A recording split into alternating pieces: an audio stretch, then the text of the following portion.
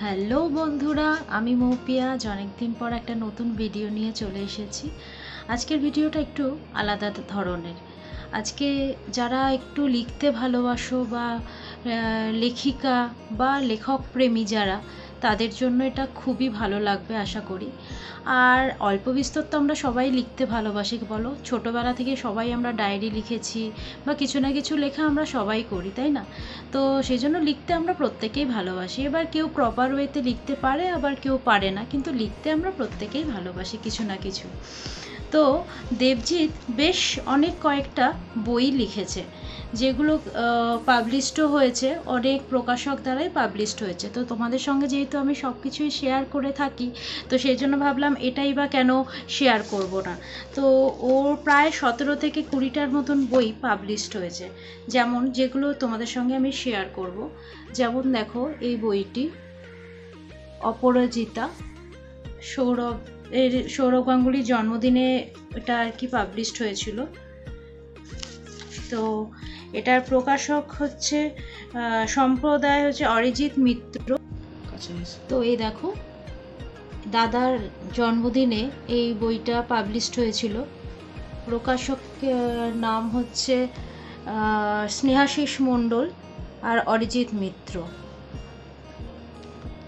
এই বইটা। তো এর মধ্যে দেবজিতের লেখা যে বই কবিতাটা, সেটা তোমাদের সঙ্গে একটু শেয়ার করব। দেবজিতের লেখা হচ্ছে এখানে 17 নম্বর যেটা কবিতা। দেখো, দেখতে পাচ্ছ কিনা বুঝতে পারছো। তো বন্ধুরা, যেটা বলছিলাম, তো দেবজিতের বেশ কয়েকটা লেখা বই আমি তোমাদের সঙ্গে শেয়ার করব, যেগুলো কিনা ও প্রকাশক দ্বারা প্রকাশিত হয়েছে। তো প্রথমেই সৌরভ গাঙ্গুলির জন্মদিনে অপরাজিত বলে একটা বই, যেটা কিনা পাবলিশড হয়েছে, যার সহ সম্পাদক হচ্ছেন স্নেহাশিস মণ্ডল এবং সম্পাদনায় ছিলেন হচ্ছে অরিজিৎ মিত্র। আমি পরে তোমাদের সঙ্গে কি কবিতাটা লিখেছে এবং কত নম্বর পেজ সব আমি দেখাবো। আগে কি বই লিখেছে সেগুলো আমি, বা পাবলিশড হয়েছে সেগুলো আগে দেখিয়ে দিই। তারপরে হচ্ছে দেবীবরণ, এটাও হচ্ছে সম্পাদক রাহুল বাগ। প্রত্যেকটাই আমি দেখাবো। তো কতগুলো বই আর কি পাবলিশড হয়েছে সেগুলো আগে দেখিয়ে নিই। তারপর এটা হচ্ছে ওর প্রথম বর্ণাক্ষর সাহিত্যের প্রথম কবিতা সংকলন। এটা হচ্ছে ওর লাইফে ফার্স্ট টাইম ওর কবিতা আর কি ছাপানো হয়েছিল। এই যে যারা প্রকাশক যারা আছেন, তারা প্রত্যেকটা লেখককেই কিন্তু একটা করে স্পেসিমেন কপি পাঠায় এবং একটা করে সার্টিফিকেট আর একটা করে মেমেন্টো বা ট্রফি বা এই ধরনের জিনিসগুলো পাঠায় একটা করে। তো তারপরেই দেখো, বর্ণাক্ষর সাহিত্যের নিবেদনে আবার একটি বই, কলমের সৃষ্টি। এটাও কিন্তু সম্পাদক অরিজিৎ মিত্র এবং সহ সম্পাদক স্নেহাশিস মণ্ডল। আমি প্রত্যেকটা বইয়েরই কত নম্বর পেজে কোন কবিতাটা লিখেছে আমি সবকটাই বলবো। তারপরে হচ্ছে আবাহন, এটারও সম্পাদনায় বৈদুর্য পাড়িয়া এবং রিতম বিশ্বাস। তো এটা গেল হচ্ছে ওর 5 নম্বর বই। তারপর আবার একটা বনপলাশের দেশে, 6 নম্বর।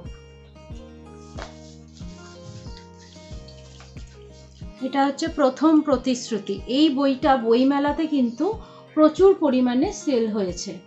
এখন তোমরা কিন্তু এই সমস্ত বই কলকাতার লাইব্রেরিতে পেয়ে যাবে, এবং যে কোনো বইমেলায় বলো বা বইয়ের বুক স্টলগুলোতে তোমরা যদি অর্ডার দাও পেয়ে যাবে সমস্ত বইগুলোই। আর ন্যাশনাল লাইব্রেরিতে তো সবকটাই পাবে।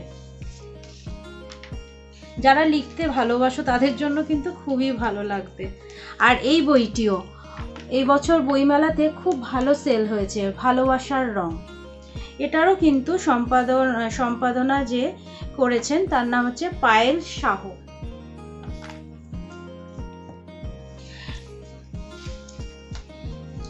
এটা গেল বোধহয় 10 নম্বর। তারপরে এই যে এনারা দেখুন, যারা আমাদের যেসব গায়ক শিল্পী, গায়ক বা গায়িকা এবং যারা আর কি এবছর আমাদের ছেড়ে পরলোকে চলে গেছেন, তাদেরকে নিয়েও একজন যিনি অরিজিৎ মিত্র সম্পাদনা করেছেন, তিনি বলেছিলেন যে যারা আর কি ওনার লেখেন, কবিতা লেখেন তার বইয়ের জন্য, তো বলেছিলেন এদেরকে নিয়ে একটা কবিতা লেখো তোমরা, যেমন লতা মঙ্গেশকর, কে, বাপি লাহিড়ী, এরা সমস্ত এদেরকে নিয়ে একটা গান নিয়ে আর কি, সুর যে আমাদের জীবনে কতটা আদর্শ বলো বা অনেকটা জায়গা নিয়ে থাকে, সে তো প্রত্যেকেরই, গান কে না ভালোবাসে বলো। তো সেই নিয়ে এদেরকে নিয়ে একটা কবিতা দেবজিৎ লিখেছে। তো আমার পছন্দের অনুযায়ী আমি কয়েকটা তোমাদেরকে পাঠ করে শোনাবো। এবার বাকি যদি তোমাদের ভালো লেগে থাকে, তোমরা কিন্তু এই বইগুলো যে কোনো বুক স্টলে বা কলকাতা ন্যাশনাল লাইব্রেরিতে কিন্তু তোমরা সব কিছু অ্যাভেলেবেল পাবে। আবার দেখো সৌরভ গাঙ্গুলির আরেকটি বই, যেটা ওই অরিজিৎ মিত্র এবং স্নেহাশিস মণ্ডল সম্পাদনায় এটা পাবলিশড হয়েছে। ওটা গেল 14 নম্বর। আবার নেতাজি এবং স্বামীজিকে নিয়ে একটা লিখতে বলেছিলেন, তো ওই অরিজিৎ মিত্র এবং স্নেহাশিস মণ্ডল, ওনারা অনেক কবিতাই দেবজিতের খুব সিলেক্ট করে এবং পাবলিশড করে। আর কিছু কোনো সময় কোনো থিম ওনারা বলে দিলে দেবজিৎকে আগেই পাঠিয়ে দেয়, তো ওটা সেই থিম অনুযায়ী ও লিখে ওনাদেরকে পাঠালে, যেহেতু ও অনেক লিখেছে ওই জন্য ওর লেখাটা সবসময় ওরা মানে চুজ করে।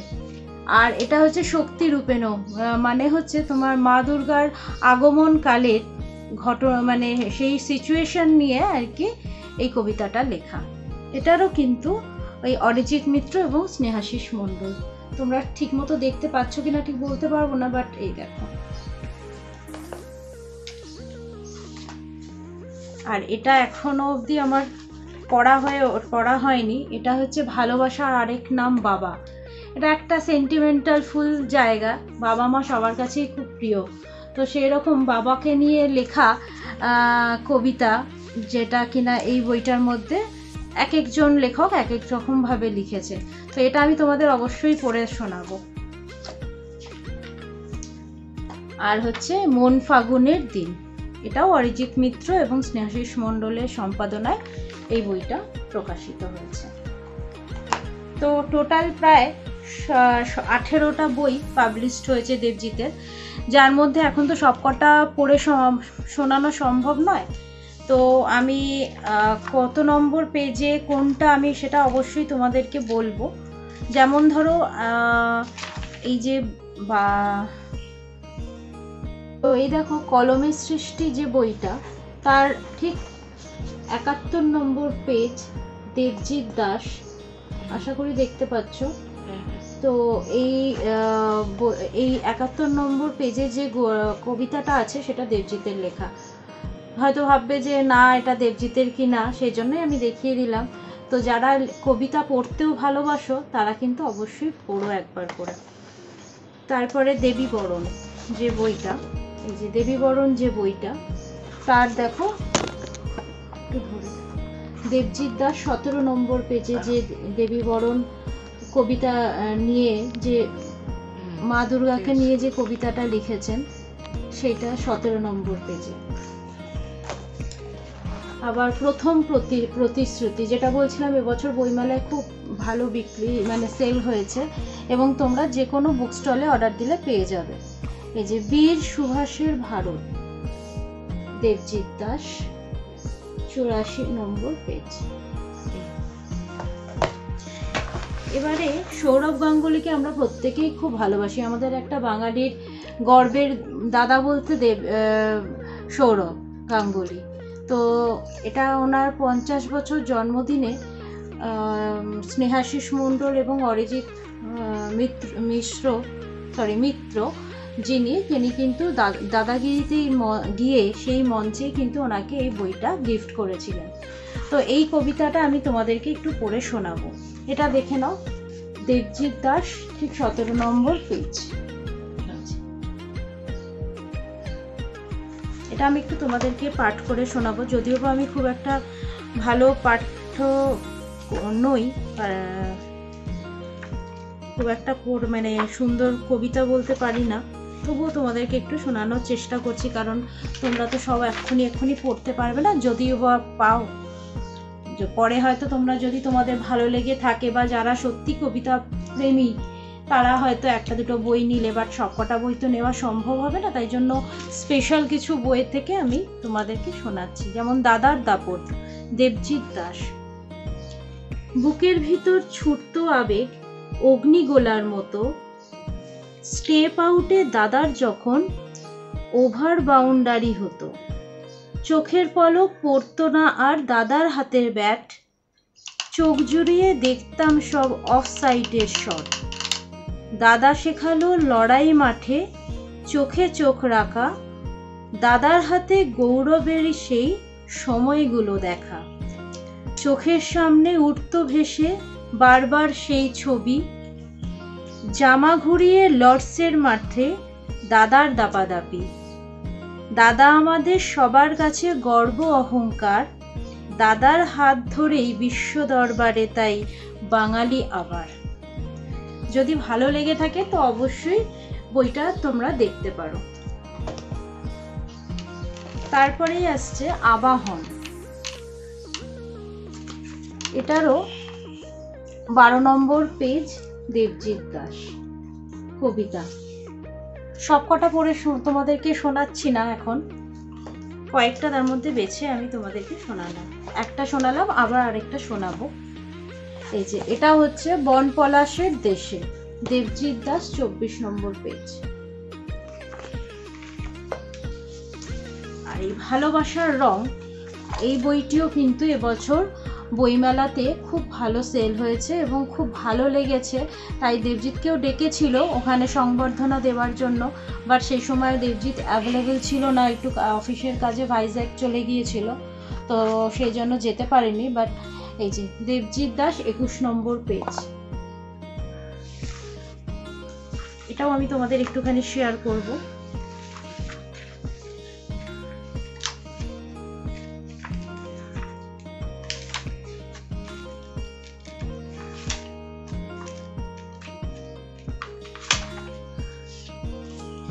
ভালোবাসার রূপ, দেবজিৎ দাস। মধুস্মৃতি আজও ভাসে স্বপ্ন হয়ে মনে, তোমায় যেদিন প্রথম দেখি গোধূলির সন্ধিক্ষণে, ভালো লাগার প্রথম আবেশ জড়িয়ে তখন ধরে, বৃষ্টি ভেজা স্নিগ্ধ রাতে তুমি আমার অন্তরে, আজও তুমি আছো ঠিকই আগের মতো হয়ে, ভালো লাগার অনেক স্মৃতি চলছি দুজন বয়ে, ভালোবাসা নামটা যেন হাজার রূপে থাকে, সময়ের শুধু ব্যবধানে যে যেমন ভাবে ডাকে, তোমার আমার ভালোবাসা সময়ের পরিসরে একে অপরের ভরসা হয়ে থেকে যায় অন্তরে। ভালো লাগছে না বেশ?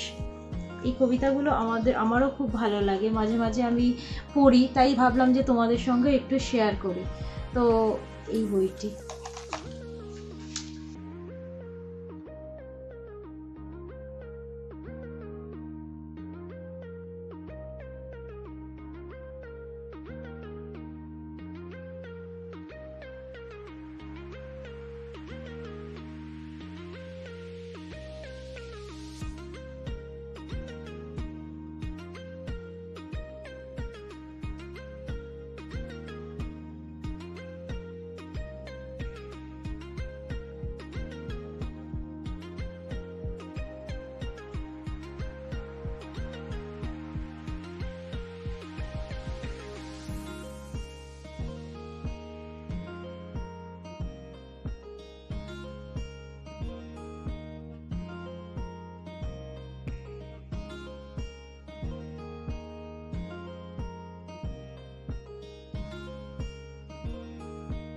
এই যে বইটা তোমাদের সৌরভ গাঙ্গুলির যেটা দেখালাম সেটা হচ্ছে 50 বছর জন্মদিনে অরিজিৎ মিত্র এবং স্নেহাশিস মণ্ডল যারা সম্পাদনায় ছিলেন তারা ওটা প্রকাশ করেছিলেন বা মানে পাবলিশ করেছিলেন।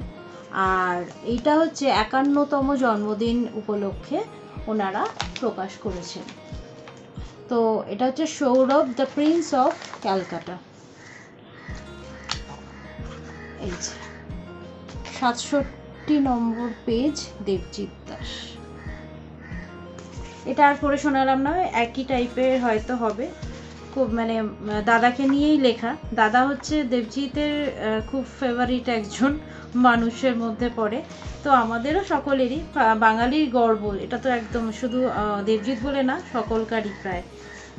সৌরভ গাঙ্গুলি আমাদের একটা আবেগ, তাই না? আবার এই আর একটা বই, নেতাজি এবং স্বামীজি। এটা দেখো,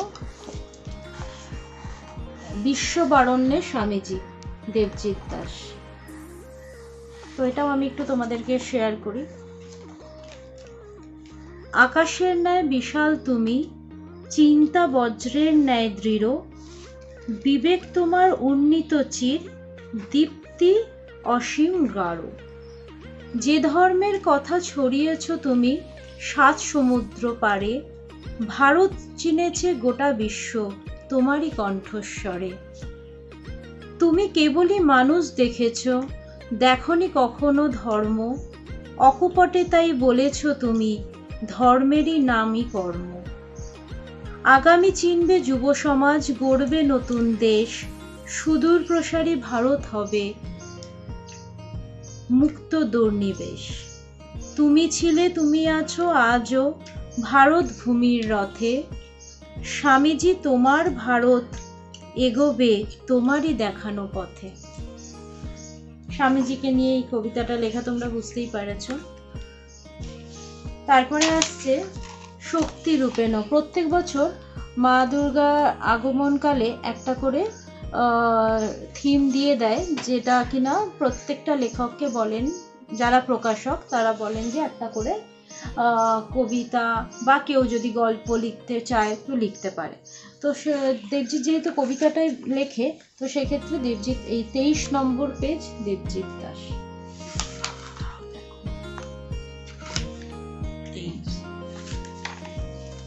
লিখেছে।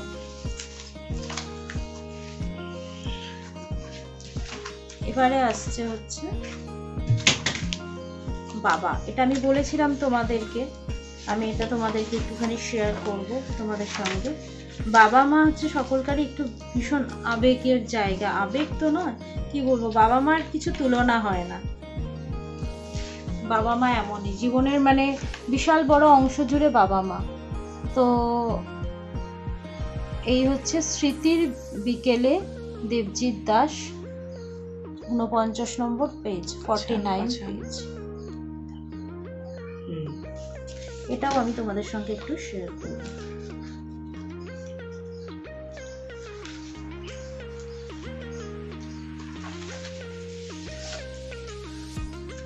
স্মৃতির বিকেলে, দেবজিৎ দাস। গাছের সারি, ধানের ক্ষেত আর মেঠো পথের বাঁক, গোধূলি বিকেল, রাঙানো আকাশ, সন্ধে বেলার শাঁখ, এসব এখন স্মৃতির কোঠায়। সবুজ গ্রামের কবিতাটির নাম হলো স্মৃতির বিকেল, দেবজিৎ দাস। গাছের সারি, ধানের ক্ষেত আর মেঠো পথের বাঁক, গোধূলি বিকেল, রাঙানো আকাশ, সন্ধে বেলার শাঁখ, এসব এখন স্মৃতির কোঠায় ধুলোয় সাথে থাকে। সবুজ গ্রামের হারানো বিকেল আমায় একলা ডাকে। আমি এখন অনেক দূরে শহরের যানজটে, ক্লান্ত বিকেল ধূসর ধোঁয়ায় এখানে শহর কাটে। গ্রামের সে বিকেলগুলো ভীষণ টানে আমায়, খেলাধুলোর ছিল না বিরাম যতই আলো ফোড়ায়। কবিতাটির নাম হলো স্মৃতির বিকেল, দেবজিৎ দাস। গাছের সারি, ধানের ক্ষেত আর মেঠো পথের বাঁক, গোধূলি বিকেল, রাঙানো আকাশ, সন্ধে বেলার শাঁখ, এখন এসব স্মৃতির কোঠায় ধুলোর সাথে থাকে। সবুজ গ্রামের হারানো বিকেল আমায় একলা ডাকে। আমি এখন অনেক দূরে শহরের যানজটে, ক্লান্ত বিকেল ধূসর ধোঁয়ায় এখন শহর কাটে। গ্রামের সেই বিকেলগুলো ভীষণ টানে আমায়। খেলাধুলোর ছিল না বিরাম যতই আলো ফোড়ায়। মায়ের ডাকে ভাঙত খেলা বিষণ্ণতা মনে, সেসব বিকেল আর পাবো না শহরের জীবন জানে। আসলে দেবজিতের আসল বাড়ি হচ্ছে রামপুরহাট। তো রামপুরহাট মানে তোমরা সকলেই বুঝতে পারছো।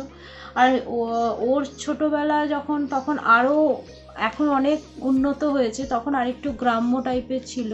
তো ফলে ওখানে মাঠ ঘাট তো অনেক, পুকুর খাল বিল অনেক, যার জন্য কি ওই ছোটোবেলার আর এখনকার ছেলেবেলা আর তখনকার ছেলেবেলার মধ্যে অনেক পার্থক্য। আমরা যখন ছোট ছিলাম তখন আমাদের খেলার সময় বন্ধু বান্ধব মাঠ ঘাট সব কিছুই ছিল। বাট এখনকার ছেলে মেয়েদের তো তোমরা সবাই জানো, আর নতুন করে বলার কিছু নেই।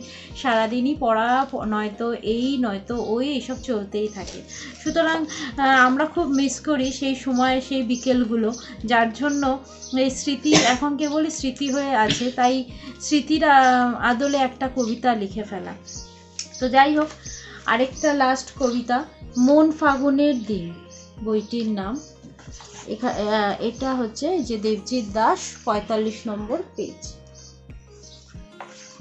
এই হচ্ছে ওর প্রায় 18টার মতন বই পাবলিশড হয়েছে। এখনও অনেকগুলো প্রকাশক লিখে পাঠিয়েছেন, বাট ও সময় হয়ে উঠছে না বলে লিখতে পারছে না। তাও সময় করে পেলেই কবিতা লেখে। হয়তো আরও যখন আসবে পাবলিশড হয়ে, তখন আমি অবশ্যই তোমাদের সঙ্গে শেয়ার করব। আর এই হচ্ছে, বললাম না তোমাদের প্রথমে যে একটা করে স্পেসিমেন কপি এবং একটা করে সার্টিফিকেট আর ট্রফি বা মেডেল বা মেমেন্টো যেটাই হোক না কেন একটা করে পাঠায়, সেগুলোও আমি তোমাদেরকে দেখাবো। তো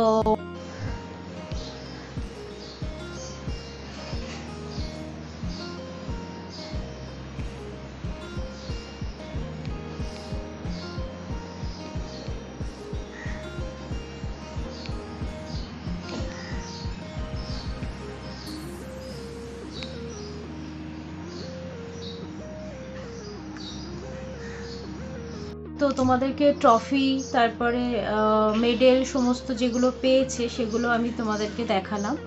তো আশা করি তোমাদের তোমরা যারা লিখতে ভালোবাসো বা কবিতা পড়তে বা কবিতা প্রেমী যারা, আমরা প্রত্যেকেই ধরো কিছু না কিছু লিখতে বা কবিতা তো প্রত্যেকে সবাই ভালোবাসি অল্প বিস্তর। তো তোমরা এই ভিডিওটা দেখো, যদি ভালো লেগে থাকে তো অবশ্যই একটা সাবস্ক্রাইব করো। তো আজকের ভিডিওটা এখানেই শেষ করছি। তো ভিডিওটা যদি ভালো লেগে থাকে তো অবশ্যই লাইক শেয়ার এবং সাবস্ক্রাইব করো। আবার দেখা হচ্ছে নতুন কোনো ভিডিওর সঙ্গে। টাটা।